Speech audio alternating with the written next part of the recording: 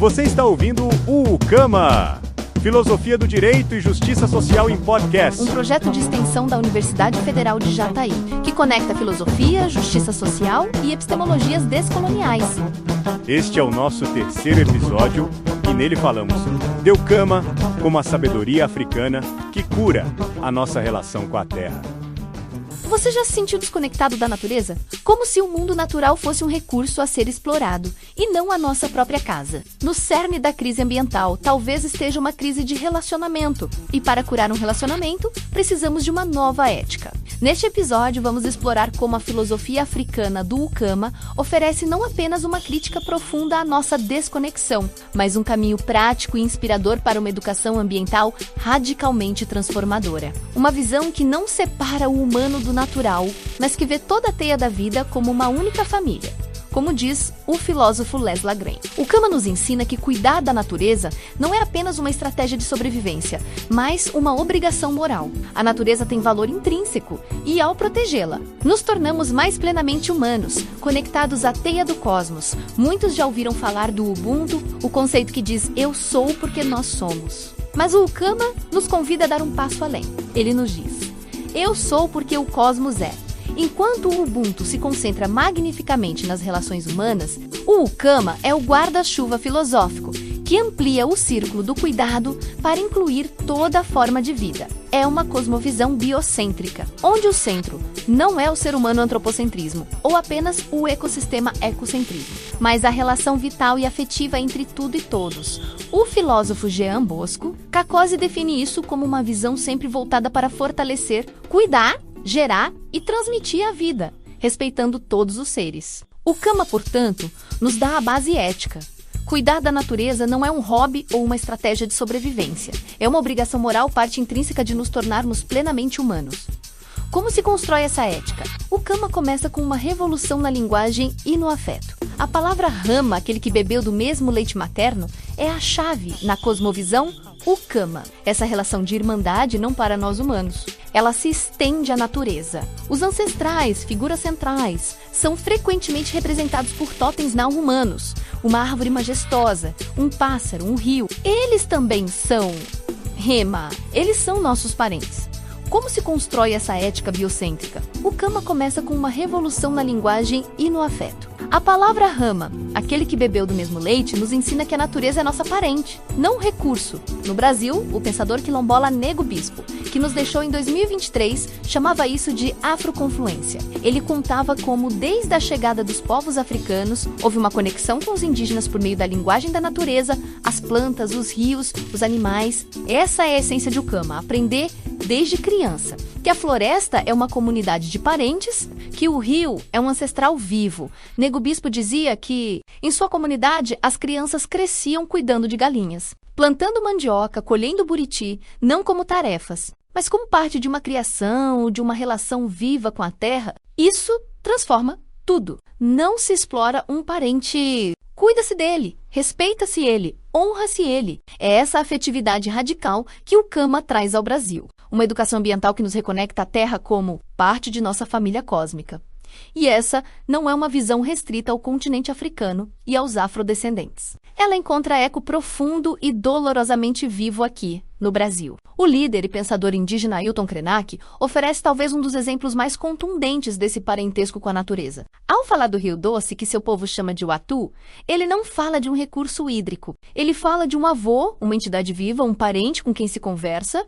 Krenak descreve essa relação com uma clareza que corta qualquer abstração. Quando uma criança nasce, ela é apresentada para esse avô, que é o rio, e com 30 dias de vida, os pais dessa criança mergulham o corpinho daquela criança nas águas do Uatu para vacinar ele. O rio é parte da família. É quem protege e nutre. E é por isso que a tragédia de Mariana não foi um acidente ambiental. Foi um atentado contra a família. Sobre o estado do Uatu após o rompimento da barragem, Krenak não fala em morte, mas em algo talvez ainda mais comovente. Ele diz que o rio está em coma. Essa palavra escolhida a dedo carrega uma dor imensa, mas também uma recusa em aceitar o fim. Enquanto há coma, há um clamor por cuidado, por justiça, pela chance de um despertar. É a expressão máxima de que aquele rio é, de fato, rama, ou seja, um parente.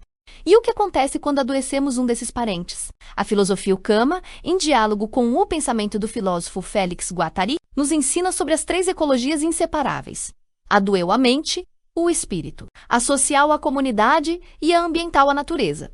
Estas 3 dimensões estão profundamente interligadas. A destruição de uma floresta, ecologia ambiental, não é um evento isolado. Ela causa deslocamento, pobreza e conflito, ecologia social. O que, por sua vez, gera trauma, ansiedade e depressão, ecologia do eu. O colonialismo, o racismo e a exploração capitalista são feridas que sangram simultaneamente nestes 3 registros. A grande sabedoria do Ukama é entender que a cura também é transversal. Ao restaurar um rio poluído, ecologia da natureza, restauramos a saúde e a fonte de renda de uma comunidade, ecologia social. O que, por sua vez, devolve a dignidade e a esperança aos indivíduos, ecologia do eu. Wangari Maathai, com seu movimento de plantio de árvores no Quênia, encarnou essa visão das 3 ecologias. Ao restaurar o solo, ecologia ambiental, ela devolveu meios de subsistência às comunidades, ecologia social. O que trouxe dignidade e esperança aos indivíduos, ecologia do eu. Isso é o Ukama em ação. Uma cura que atravessa todas as dimensões da vida. O estado de coma do Atu é o exemplo mais brutal dessa interligação entre as 3 ecologias. O trauma ambiental foi também um trauma social, cultural e espiritual profundo para os Krenak. A ferida na natureza foi uma ferida direta no eu e na alma daquele povo.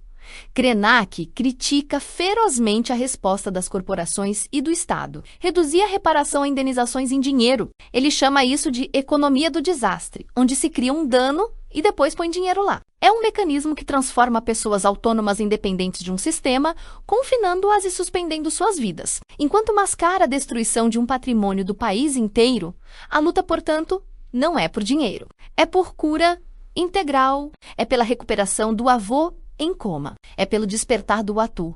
Essa luta ecoa perfeitamente o princípio Ukama, de que a cura em um registro ambiental é inextricável. Da cura nos outros, o social e o pessoal, a visão de Krenak é um chamado para que não nos tornemos, em suas palavras, pessoas sem cultura, sem identidade, que precisam inventar uma ciência ambiental distante porque perderam a capacidade de conversar com o rio. Então, como seria uma educação ambiental guiada por Ukama? Seria necessariamente descolonial. Em vez de importar modelos prontos, ela se centraria aos saberes indígenas e locais. As crianças aprenderiam os nomes das plantas e animais em suas línguas maternas, entenderiam os ciclos locais, as histórias dos rios e montanhas de sua região. A sala de aula seria a comunidade e o território.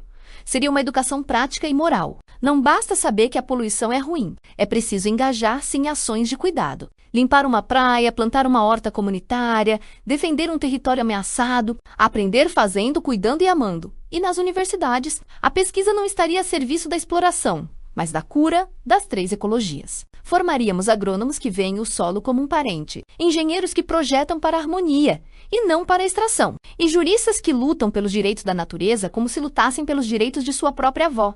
Crianças aprendem os ciclos das chuvas e os nomes das plantas em sua língua materna, enquanto universidades pesquisam soluções que respeitam a sabedoria indígena, como os métodos tradicionais de manejo do solo. O Ukama nos ensina que a educação ambiental é também uma educação para a justiça. Como na justiça Ubuntu, ela busca erradicar a desigualdade, garantindo que todos tenham acesso a um meio ambiente saudável. Quando uma comunidade planta uma horta coletiva, ela não só cuida da terra, mas pratica a compaixão e a reconciliação, fortalecendo os laços sociais. Uma educação ambiental descolonial também pode usar a arte, como filmes, para despertar empatia. Imagine um documentário sobre a luta de uma comunidade para salvar um rio. Ele não só informa, mas nos faz sentir na pele dos outros, humanos e não-humanos, reforçando a ideia de que somos todos Yama. Conclusão. O Ukama nos oferece mais que uma teoria. Oferece um convite à reconciliação. Ele ecoa a sabedoria de Ailton Krenak, que nos convida a adiar o fim do mundo, adotando outras perspectivas sobre a vida. Perspectivas que nos permitam ver o Atu não como um recurso em coma, mas como um avô que clama por cuidado. Estas vozes, da África ao Brasil, nos sussurram a mesma verdade ancestral. Somos, acima de tudo, parentes dos humanos, dos rios, das florestas e das montanhas, e é assumindo esse parentesco, esse Ukama, essa irmandade com o Rio Doce, com a terra, com um cosmos que poderemos, enfim, encontrar o caminho para curar a nós mesmos e despertar o nosso mundo do coma induzido pela desconexão. Neste momento de crise climática e desafios emocionais, as sabedorias tradicionais, como a filosofia Ukama e os ensinamentos dos povos indígenas, oferecem caminhos transformadores. Elas nos mostram que tudo está interconectado.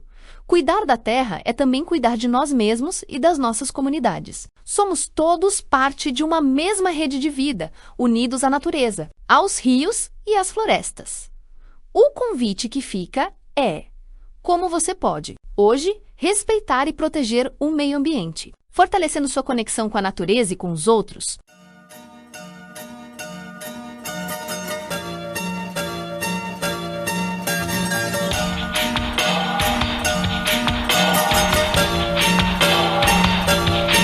Narração feita por inteligência artificial. Edição e roteiro de Marcos Carvalho Lopes. Abertura com a canção Oslodum, de Gilberto Gil. Oslodum 2004, como fundo musical de DJ Dolores e My Fair Lady, de David Byrne, como transição, todas sob a licença Creative Commons.